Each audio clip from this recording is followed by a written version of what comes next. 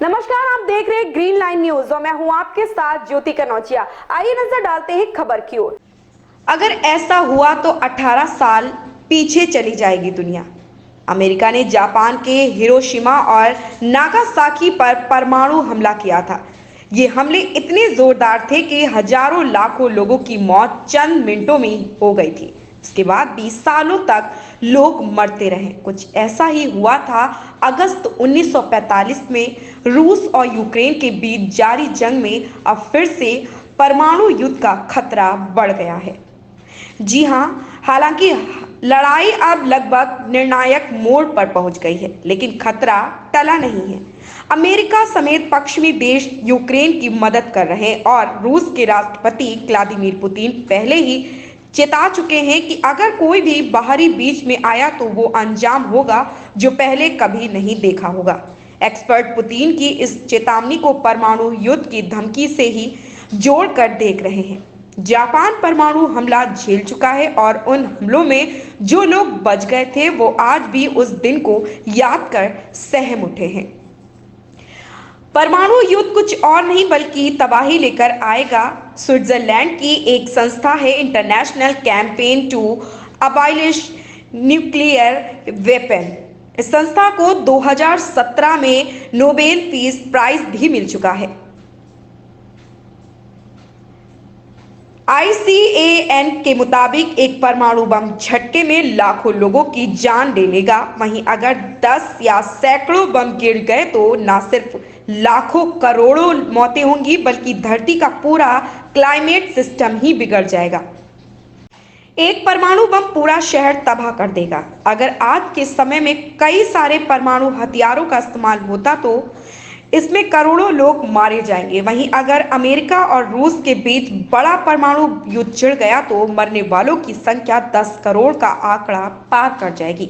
जहां हर एक किलोमीटर दायरे में 1 लाख से ज्यादा लोग रहते हैं। अगर वहां हिरोशिमा जैसा परमाणु बम गिर जाता है तो एक हफ्ते में 8.70 लाख से ज्यादा मौतें हो जाएंगी। अगर अमेरिका और रूस के बीच परमाणु युद्ध में 500 परमाणु बम का इस्तेमाल हो जाता है तो आधे घंटे के अंदर 10 करोड़ की ज्यादा की मौत हो जाएगी। इतना ही नहीं, किसी युद्ध में अगर दुनिया में मौजूद 1% से भी कम परमाणु हथियारों का इस्तेमाल होता है तो इससे 2 अरब लोग भूखमरी के कगार पर पहुंच जाएंगे। जी हाँ, साथ ही साथ पूरा हेल्थ सिस्टम भी तबाह हो जाएगा, जिससे घायलों को इलाज भी नहीं मिल सकेगा। जो परमाणु बम हिरोशिमा में गिरा था, अगर उसी साइट के 100 बम गिरे जाते हैं तो धरती का पूरा सिस्टम ही बिगड़ जाएगा। ऐसा हमला होने पर क्लाइमेट सिस्टम बुरी तरह प्रभावित होगा और खेती पर भी असर होगा। अभी दुनिया ग्लोबल वार्मिंग से जूझ रही है, लेकिन परमाणु युद्ध होने पर धरती का तापमान तेजी से कम होने लगेगा। वो इसलिए क्योंकि इन हमलों से इतना धुआं निकलेगा जो धरती की सतह पर जम जाएगा। अनुमान है कि ऐसा होने पर कम से कम 10% जगहों पर सूरज की रोशनी नहीं पहुंचेगी। वहीं अगर दुनिया भर के सारे परमाणु हथियारों का इस्तेमाल होता है तो इससे 150 मिलियन टन धुआं धरती के स्ट्रेटोस्फेयर में जम जाएगा। स्ट्रेटोस्फेयर धरती की बाहरी सतह है जो ओजोन लेयर से ऊपर होती है। इतना ही नहीं, दुनिया भर के ज्यादातर इलाकों में बारिश भी नहीं होगी। ग्लोबल रेनफॉल में 45% की कमी आ जाएगी और इससे धरती की सतह का औसत तापमान 7 से 8 डिग्री सेल्सियस पहुंच जाएगा। इसकी तुलना करें तो 18,000 साल पहले जब हिमयुग आइस एज था तब तापमान 5 डिग्री सेल्सियस था, यानी दुनिया 18,000 पीछे चली जाएगी। दूसरे विश्व युद्ध के दौरान जापान घुटने टेकने को तैयार नहीं था।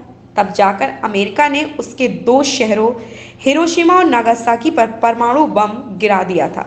6 अगस्त 1947 को हिरोशिमा और 9 अगस्त 1945 को नागासाकी पर बम गिरा था। हिरोशिमा पर गिरे बम से 1945 के आखिर तक ही 1.40 लाख लोगों की मौत हो गई थी। नागासाकी पर जो बम गिरा था उसकी रेडियंस पहाड़ों की वजह से 6.7 किलोमीटर तक ही फैली थी।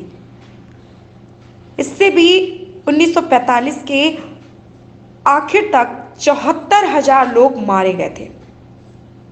हमले के बाद जमीन की सतह का तापमान 4000 डिग्री सेल्सियस पहुंच गया था। परमाणु बम जब गिरता है तो उसे तबाही मचाने में सिर्फ 10 सेकेंड लगता है, लेकिन उसका असर दशकों तक रहता है। बम गिरने के सालों बाद भी लोगों को ल्यूकेमिया, कैंसर, फेफड़ों से जुड़ी खतरनाक बीमारियों से जूझ रहे थे। इतना ही नहीं, सैकड़ों हजारों की आंखों की रोशनी चली गई थी। ऐसी ही खबर से जुड़े रहने के लिए आप देखते रहें ग्रीन लाइन न्यूज।